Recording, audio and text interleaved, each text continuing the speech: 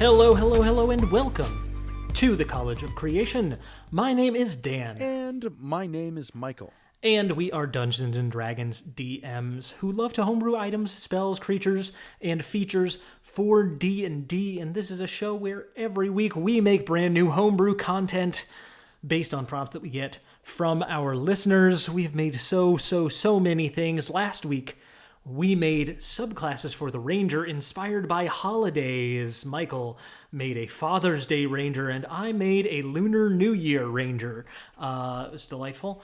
And this week, we were tasked with a very different prompt, something that we have never made the like of before, and this was a very simple one. It was just a skill. Those things that we roll for all the time. It's like athletics, acrobatics, arcana, persuasion. Just one of those, but for Constitution, which has no skills associated with it. A very interesting prompt. Yeah. We talked just at the tail end of the episode after we had rolled this about some of the reasons why Constitution does not have skills associated with it. And in that same vein, the reason why this discussion would probably be pretty short. Yeah. So Dan and I have talked a little bit, or we still want to talk about Constitution-based skills. We have created a few that we think might work, maybe not. But also, we are interested in talking about the implementation of custom skills and table-specific skills in general. There are two of them that are optional ability scores / skills in the DMG that I think we should talk about today. Yeah, we could talk about that. Either before or after we present. Those, of course, are sanity and honor. Mm-hmm. Yeah, I think these are, this is a topic that I think is interesting. Doesn't probably make its way into a lot of tables as far as like discussing of the rules. I know for one that I have done some degree of implementation of skill adjustment, which I think is maybe a bit more common at a lot of tables, which is to say that's where you take a skill, but you associate it to a different ability than it would normally be. This is frequently used for things like intimidation. Low charisma characters, but who are very strong, might opt to suggest that they make an intimidation check using their strength score instead. And all that really means is that if you have proficiency in the skill, you can still add your proficiency bonus, but instead of adding whatever the overall ability modifier is, you'll add the ability modifier for a different one. I do the same thing with nature and survival. Oftentimes I'll swap those depending on what a character wants to do. If they're looking for a specific plant or something to make something with an herbalism kit, that could be an intelligence-based survival check for sure. Yeah. That's not necessarily nature, but also nature, like druids. Druids or rangers, very often I'll have wisdom-based nature checks because they're supposed to be kind of innately in tune with that. Yeah, and I have occasionally used wisdom-based history checks to reflect memory, like internal memory, which is different than knowing history from history books. Oftentimes someone's like, do I remember that? And I think DMs might default to a history check, but that's not really an intelligence-based thing if it's your own memories. If it's your memory of a conversation, that feels very different than I read this in a book once. Which is what I feel like history, the intelligence-based skill, sort of reflects. Do you have any stories of funny ability score swaps? Like somebody asks for something crazy and it made just enough sense to allow it? Ooh. I have one story, but I wonder if you have any. I definitely have tons of examples of a bunch of them, but I can't think of many funny ones. I can imagine certain players of mine are trying to argue for intelligence-based athletic checks because they've studied their sword forms or something. They've studied their the book that goes through all the wrestling techniques, and so they theoretically know how to do it. So they should be able to do it, which I think is very funny. I was not DMing at this table, but I'm so thankful the person running the game allowed this. We were playing a dragon chess tournament, and the DM allowed a player to use an intelligence-based intimidation check because they checkmated an opponent, and it was a wizard doing it, which is like super, super low. I think like -2 modifier of charisma. And it was an intelligence-based intimidation check. And then like the whole other chess team, because he rolled really well, they like dropped out of the tournament. Amazing. Because they were scared to fight this like, Yeah. PC's chess team. I love an intelligence-based intimidation or persuasion check. Like if a player delivers a really like well-reasoned logical argument to an NPC about something, but they don't have high charisma, I'll absolutely allow an intelligence-based persuasion check in that moment because like you are appealing not to, you know, empathy, not to like your personal relationship with this person, but you are appealing to their sense of reason. And so that feels absolutely like it should be intelligence-based in that moment. Yeah. Oh, for sure. A true knowledge is power moment. Yeah. Because I definitely have players that I have played with many a time who are really smart people, like much smarter than me. And so they can deliver a really well-reasoned argument in a way that, you know, I want to reward that. Oh, for sure. Because yeah. it As you should. is worthy of rewarding. 100% agree. So I think that's sort of my starting point with this conversation is that like I would be willing absolutely to allow in certain situations a constitution check on a number of other skills. You know, if you want to make your athletics check to grapple someone, or if you're using the 2014 grapple rules and you want to make a constitution athletics check to maintain your grapple contested against the grappled creature's athletics or acrobatics, you know, I think in certain cases that may be reasonable. If you're, you know, trying to hold them not because you're very strong, just because like you can hold out longer than they can, and you want to lean into that side of it. You know, maybe that just means that the consequences, both good and bad, will have a slightly different effect. Yeah, so it always ends up being sort of, you know, whatever your table is playing, whichever corner of D&D you are exploring, that type of niche skill can make its way in. But the ones that are in place now kind of cover all the bases for what you would need in a standard medieval setting. That being said, I do think there are some skills that I think are maybe a little bit too broad. Yeah. And some that I think don't accurately or specifically enough reflect what you might be wanting to do. Like athletics being the catch-all skill within strength for everything you might try to do is both good and bad, I suppose. It feels somewhat limiting, but it ends up being a little bit underutilized. I think because so many characters try and argue that anything athletics can also be done with acrobatics. Right. And I think a lot of DMs allow that. I'm not telling you how to play your game at home, but I personally think that those are very different things. Yeah, I think the name athletics is where a lot of the confusion comes from.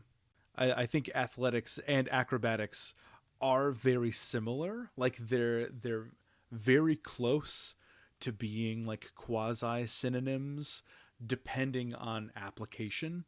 And so if you are in a situation where it's like, oh yeah, I'm going to flip around on these windowsills to try and climb up a building. It's like, yeah, you are being acrobatic in that moment, but you're also using an immense amount of strength. Right. You're using your athletic ability, so it could go both ways.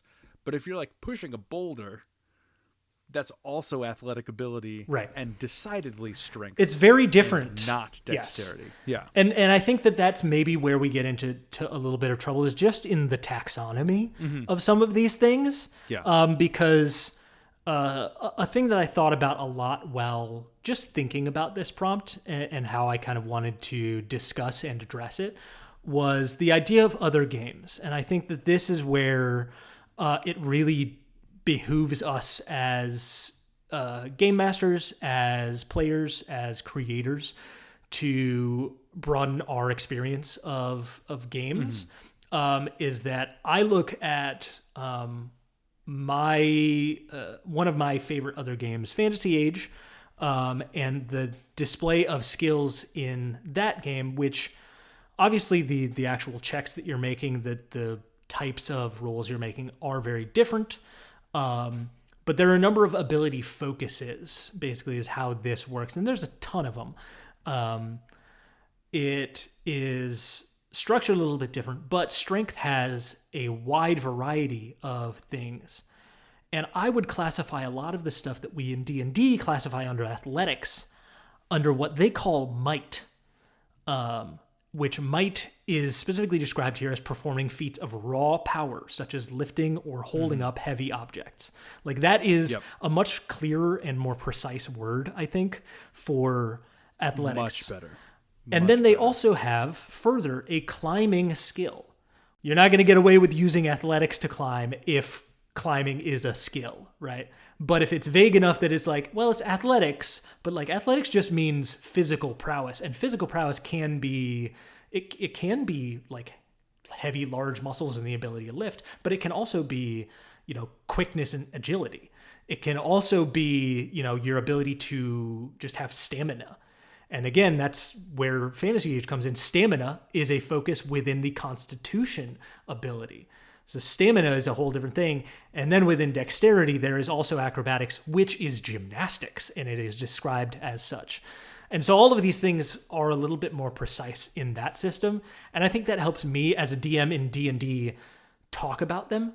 Because when when I'm thinking about and calling for checks regarding athletics, I want to make it clear that those are checks regarding might more than anything. That's kind of where I fell. I did end up making 2 skills today under the Constitution umbrella. I think both of them could have cases made for multiple other ability scores. They're just more specific as far as the intention behind them, why you would roll something like that.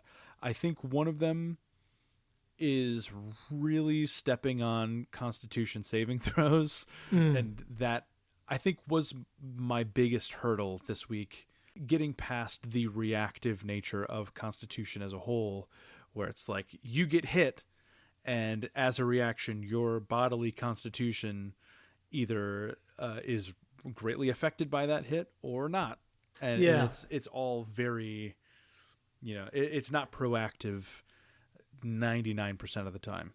So the trick with con-based skills is what situations, where specifically in the game can you as a character have a reactive moment become an active check?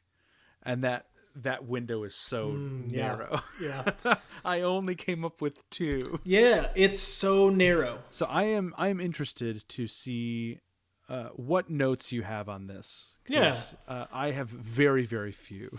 Yeah, same.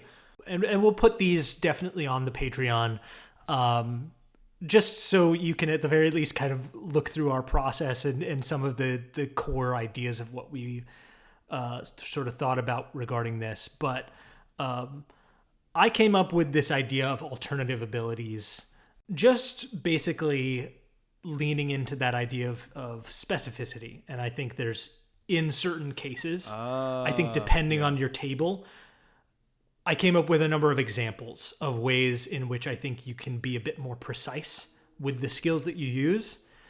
It also comes with the caveat that, if you are adding more skills to the game, you should also add more opportunities for the players to have proficiencies. Yeah. At least like an additional 1 or 2 if you're adding a large number of skills, because it's sort of balanced at this point for most characters to have proficiency across like 6-ish of the existing skills. So if you're adding like 4 more, they should probably get at least 1 more proficiency. Yeah, one bonus proficiency. Yeah, just something like that. But in this case, the listed skills might not be sufficient to reflect In some cases, specific genre conventions. In some cases, just the specificity of how you want to play if you want to get more granular at your table. So if you wish, you may include some of the following unique skills, and I tried to include a couple ideas for each main ability. Or you can replace existing skills to better suit your game. So for strength, I added climb, which is allowing you to scale walls, cliffs, trees, and also throw, which is a more specific skill to hurl objects and creatures far distances. Actually, in a game of mine last night, the barbarian wanted to hurl like a little hand cart, a little hand wagon across and into a group of people. I just made it an athletics check in that moment. But if you wanted to get more specific, that's different than other athletics checks necessarily, you could add a throwing skill. Right. Which muscle groups are you proficient Right, with? exactly. Are you are you skipping leg day or not? Exactly. Then within dexterity, a lot of things get looped into sleight of hand, both thievery, lockpicking, and dismantling traps. So I've added just one example here that you could do and just say disarm. That is the one you use for taking apart traps. Yep. You can't use that for pickpocketing necessarily, and you could do this a different way. You could say sleight of hand doesn't apply to pickpocketing, or we're going to take out sleight of hand altogether and we're going to turn it into 3 separate checks. Pickpocket, skills, disarm, and lockpick. You could have those be 3 different things. Now, there's a lot of dexterity skills already, so I might not recommend that, but you do your thing. Then for Constitution, I did struggle here, but I came up with a couple of ideas. One is balance, keeping stable in uneven footing or in low or high gravity scenarios. And this is like if you're doing sci-fi and you want to simulate low G or high gravity, I feel like Constitution is a good active skill for that. It's not quite strength. It's not quite dexterity. It's definitely like... It requires a sixth sense of your body and an equilibrium sort of thing. So you could even rename this equilibrium if you wanted to make it really specific to sci-fi and like null G scenarios.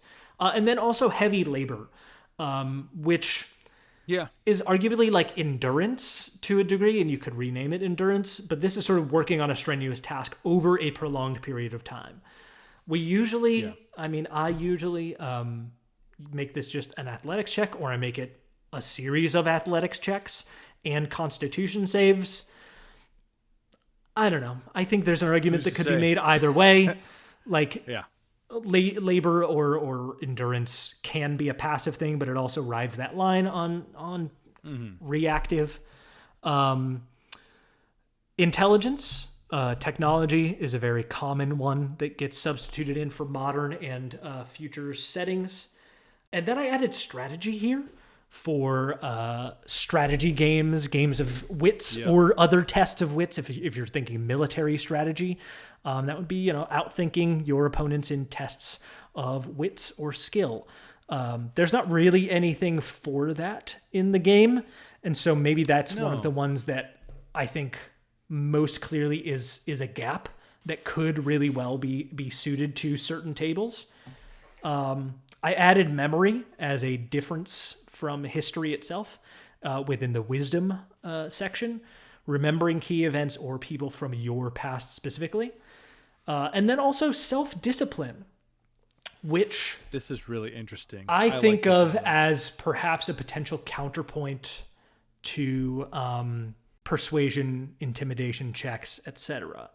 Right? You can make this a contested roll against those things as a self-discipline check, which isn't quite a saving throw. It's, it's a more active ability to hold on to your own ideals, your own beliefs. Hold to your ideals. Like what... How easily can you be persuaded against what you innately believe? Yeah. Yeah, and that's like really maybe a wisdom saving throw covers that at most tables, but if you did want to make it a check that someone could have proficiency in, you could do that. And then we have charisma, which I added etiquette, which is a more of an understanding and a following of local and situational customs and norms. This kind of could float around intelligence and charisma, perhaps. I was going to say, that could be one or the other. You know, it's a little bit of a floater skill, but I think it more accurately captures some of the ideas of charisma that often I would make a raw charisma check for this. But if you wanted to get more granular, you could put something in there for something like an empath or something like a well-traveled noble or dignitary would have a greater understanding of etiquette, perhaps, than other characters. And then inconspicuousness, which is really just like a charisma-based stealth check, which I do all the time. Yeah. Yeah. If you're trying to be stealthy, but not necessarily like hiding, but just trying to like not look out of place, I make that a charisma stealth check all the time, which works really well for non-dex based characters, but who are charismatic and would be able to blend in. How well can you when in Rome? Exactly. In this situation. Yeah. In this case, it's inconspicuousness, and that's a straight charisma thing. I feel like for so many of these, I was like hedging and hemming and hawing about like, well, you could take this skill and just make it a wisdom-based history check or a charisma-based stealth check. So your mileage may vary, but I think this idea of adding more skills to the game really, really, really depends on how granular you and your table want to get about the ways in which you play the game. But what did you end up with? Because I know you said you came up with at least a couple of ideas here. I ended up with 2 skills. I think both of them are floater skills that could very easily be justified as constitution skills. I think one of them pretty universally could be covered by con saves in almost every instance. But we'll see what you think. Go ahead and open the document. I made these 2 skills here. I call these grit and self-preservation. Grit allows you to push through acute stress or pain. So this is like the active preparation to go into a stressful or painful situation. So a character might make a grit skill check to gauge how well they can participate in extensive travel while inflicted with a disease or curse. So as you're traveling, if you are already impeded, you would roll a grit check to see how well you can continue. You could roll a grit check to endure a surgery without medication. You could roll a grit check to step in front of an attack to save an ally, to make a conscious decision to take damage to save somebody else. It could be wisdom. Often would probably be classified as a con saving throw. Yeah. But there are specific situations where it doesn't fall under any of the other umbrellas. Maybe an insight to see how dangerous a creature is that you could step in front of them. But I think grit is that like innate, like gut feeling. I need to step in, take action right now to do something. So that's grit. The other one is called self-preservation. Self-preservation reflects your gut reaction to the safety of a situation. So this is like pure instinct, pure vibe check, which I think right now is kind of conflated with a perception or insight situation. But insight almost always deals with other creatures. And their like active intentions, and perception is kind of just like scanning the area, right? Like what do you perceive to be true in your ecosystem right now? And self-preservation is mainly about safety. So how safe is this going into this situation? So a character might make a self-preservation skill check to tell if a building could be haunted. If you enter a space, you make a self-preservation check to just vibe it out. Like something feels off here. My gut reaction is that this feels bad. Self-preservation. Yeah, it's sort of just like you don't like the feeling of this. Exactly. Yeah. I got a bad feeling about this. Exactly. To notice the effects of extreme weather before others. I thought that would be self-preservation. Like as you're going through to hit the exploration pillar of the game, it'd be really great for druids and rangers to be proficient in self-preservation, because you can kind of lead the group and you can start to feel like the moisture in the air. Self-preservation, a storm is coming. We need to find shelter now. Yeah. And then I also said, as a third example, to assess the effectiveness or danger of a weapon. So if you're in a situation like a standoff situation, you could roll self-preservation, because that's not really insight and it's not really investigation, because you can't touch and feel a weapon in that situation. But you could roll this to just kind of like, that blade looks silvered, or that blade looks poisoned. Sure, yeah. I don't know if I want to continue on through this path. So those are the two. I think they kind of fit somewhere in between other skills that exist, but they were just specific enough to me, I think, to warrant their own things. Yeah, I mean, I do really like the idea of just like a gut check. Yeah. Which maybe is sort of, it kind of takes these two and lumps them together a little bit. Like, if a player is considering or asks if they can take a course of action that they know is putting themselves at risk. Bracing for impact. Yeah. I think it's very reasonable to be like, you need to make a gut check before you do this, because otherwise you're going to chicken out. Yeah. Like, there's something there, right? And it's not like, it could be wisdom, but I don't know if it's there. It could be Constitution saving throw, but I also don't think it's necessarily saving throw territory. It's just on the edge of that active side, which I think actually really lands it into a good spot that like gut or grit feels good there. Mm-hmm. Self-preservation, to me, the way you describe it, I feel like my initial reaction to the use cases there, and I like them because I'm going to start using them, but I think I'm going to start adding those as like Constitution-based perception or insight checks to get a gut feeling about a place. Like, often, you're right, insight is mostly related to other people. But I feel like if you take insight and throw it into Constitution, that's a much more like, what's the vibe of a place, a situation, your own like internal self in this moment, and like what your read on how you're feeling is about this. Right. What does your body say before your mind has a chance to react? Right. Like what is your body telling you about this? Yeah. So that feels actually really cool, and that feels like something that I can use right off the bat without having to add any new skills at all. It's just be like, make me an insight check, but not with wisdom, with Constitution. Constitution. Because that feels, again, it has an active element to it, but it's right there. So, there's definitely some ideas here that I think I hope people can take and get some mileage out of, because even if I'm saying like, I think making new custom skills, except in very sparing quantities, is maybe not the best way to play D&D, or the most effective way to play D&D. I do think moving around the skills is great, and everyone should be doing it way more often. 100%. 100%. Yeah, I agree. Yeah, so less stuff that we've actually created today, but I do want to go back and talk a little bit about the optional ones that you had mentioned. Are those in the player's handbook, or are those in the DMG? They are in the Dungeon Master's Guide, Chapter 9 of the Dungeon Master's Guide.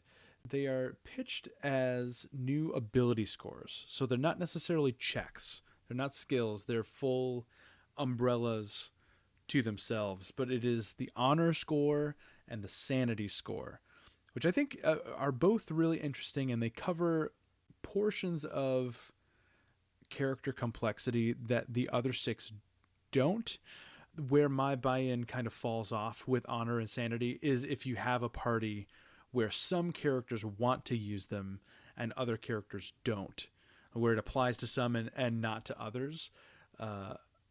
How you balance one character having 7 or 8 ability scores and other characters only having 6. Yeah, I think it really does have to be an all or nothing situation. Yeah, I think. Yeah. I mean, I think it is cool, just to go over it for people who might not have read into this at all. The honor score is an additional ability score, usually is related to measuring your devotion to the general code of whatever morality exists within the setting that you're in. Which you actually kind of covered in your pitch today with your self-discipline skill. That is, there's some crossover there. A smaller dilution of what honor kind of is as an umbrella. If you're going against something that you believe in, you make an honor check or you make a self-discipline check. And it's not like an ability score that you can increase with ability score improvements. Instead, after every sort of like arc or significant, period of time in the campaign, my guess is probably as a DM, you would track this by like each time they level up. You kind of go back and think about what they have done between the previous level and this level.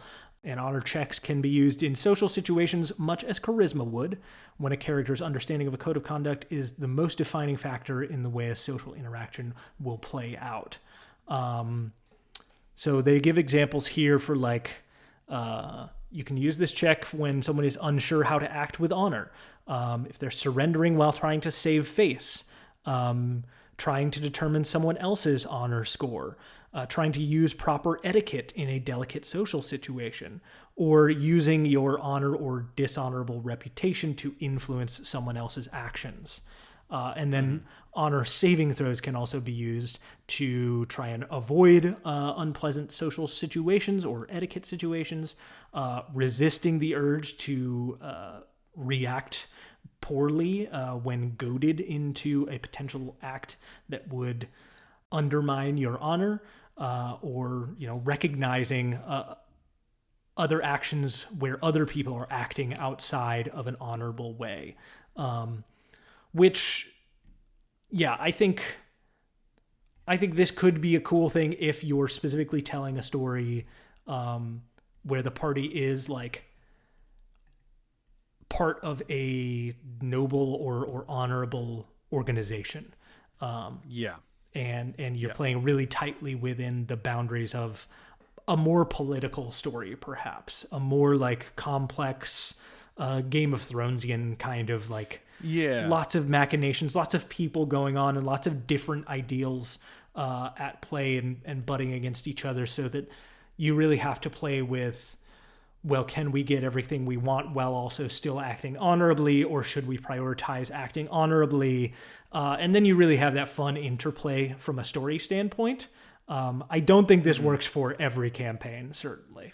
No, it has to have a pretty large element of that interworking intrigue type of deal where it's like hurt one faction to help another and vice versa, where everything is kind of interconnected as far as like the entities that are at play. If you're playing more of an open world, linear timeline through a sandbox, right, this doesn't make much sense, especially contrasting with Sanity, which is like the total opposite. So honor is very interesting. I've never really played in a campaign that has needed it, but I do like it as a concept. Yeah, and I think like you could adjust it slightly. I think there's the campaign that I ran for a short while through the first arc, and would love to run some more of, but it wasn't necessarily so much honor in a hyper moralistic sort of way, but there was an organization to which all of the characters had some level of loyalty, and so maybe I would just like reterm that score loyalty, because I think that would actually be a really good fit for this thing of like, what is your status within this organization? Right? Correct. And that's how this score is determined, and that's how this score will interact. And if it drops to a certain level, that will have great consequences. If it ascends to a certain level, more resources will be available to you, perhaps. But didn't quite get to that point, but I think this honor mechanic is a really good one for that.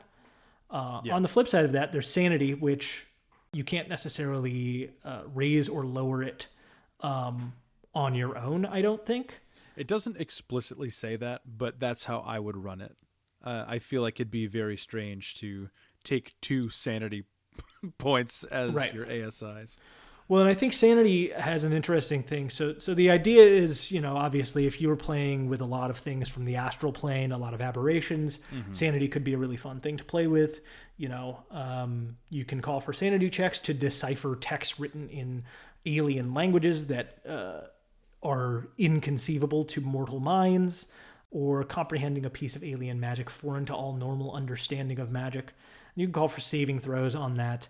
If you see a creature from the far realm, or make direct contact with the mind of an alien creature, or are subject to certain spells that affect your mental stability, or pass through a demiplane built on alien physics. All this Lovecraftian nonsense. But I think it also opens the door for a lot of interesting things about some of the enemies you face being able to deal damage, not necessarily to a character's HP, but to their sanity score. Which could be, adds another level of interest, I think, in a way that could be fun for certain campaigns. I have implemented sanity before. I have one long-running campaign that's kind of on a pause right now, but I have sanity as a mechanic within it, mainly used by one character, but anytime any of the other characters kind of interact with this pillar of the game, I'll have them roll sanity. There's a PC that is a super old Warforged, like a Killbot almost. Okay. And kind of had like a memory wipe situation and was put in stasis for a long time. And so every now and then things within the current world will remind them of their past life, and they have to kind of deal with that memory and like the overcoming of the hard wiring of their body. So I'll have them roll for sanity in those moments. And based on how the roll turns out, they either give into their past urges and they start like rampaging, or they overcome it and their sanity score improves. So the better they roll, the more healed internally they become as the campaign goes on. I think right now they're sitting just below 0 for their modifier. I think it's more a case of diminishing returns than anything else, but it has allowed a chance to give a raw look into what he as a player wants to experience, like in the past. It gives a window into like how far he's come since then. So it has been interesting in that regard. Yeah, I think that, like these are full abilities, right? These aren't necessarily the skills, which are the sort of subset pieces of it. And I think they do add some interest to the larger game. And I think that there are lots of options that you could even add further along that and get really, really granular and really tune the game to a specific style of play. For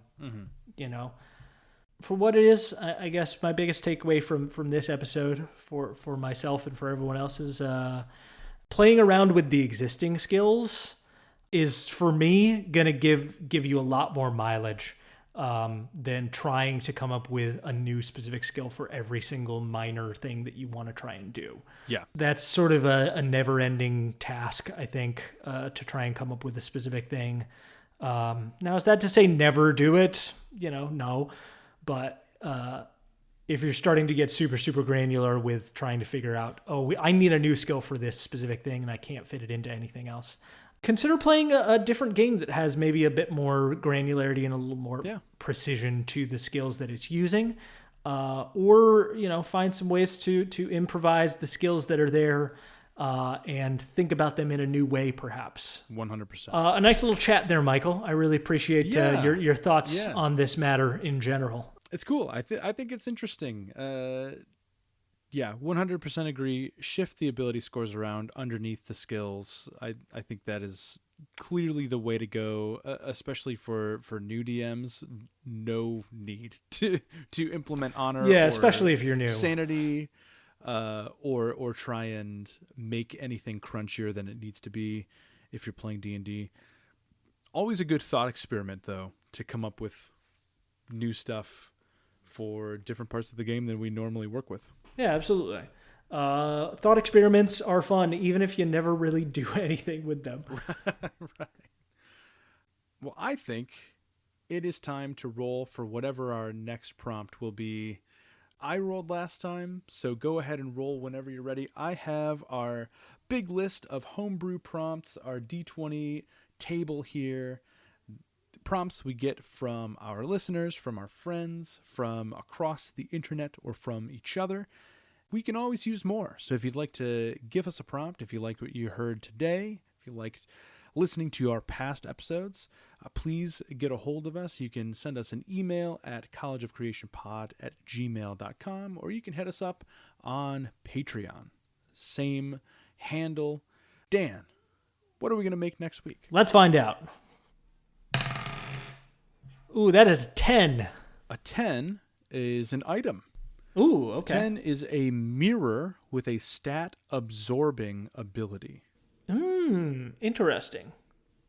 That is from Grace. Okay, Grace. A mirror Thanks, Grace. with a stat absorbing ability. Interesting. Yes, indeed. That's a little specific for Very things, specific. but I have no doubt that both of us will. Branch out. Yeah. Both of us will definitely avoid the easiest option and will instead take 3 or 4 steps down the line and come up with something entirely out of left field. Got to move away. So Yep. Looking forward to that for sure. Well, good stuff, Michael. A pleasure chatting with you as always. Beyond what has already been said and the advice we have already given today, do you have anything to say to the people before we say goodbye? Dan, I always have something to say to the people before we say goodbye. Today's directly relates to what we have been talking about this entire time. Specificity to your table should take precedent over anything else you see or hear on the internet. Sanity has worked well for my table in my specific game, but it certainly doesn't apply across the broad spectrum of games that I have run. So make choices specifically for you as a game master, specifically for yourself as a player, and that's a great place to at least start. Hey, massive true. Find what works for you. If it's not part of the rules as written, that's fine. If you don't even use saving throws because you think they're stupid, fine. I don't know how you run it, but go for it. If it works for you and your friends and everyone's having fun, we love it. We support it here on College of Creation. Absolutely. Well, thanks so much, Michael, for that and for your efforts in your conversation today. I will talk to you next week, and everyone else, we will talk to you then. We hope that you have a wonderful day and take care of yourselves. Goodbye. Goodbye.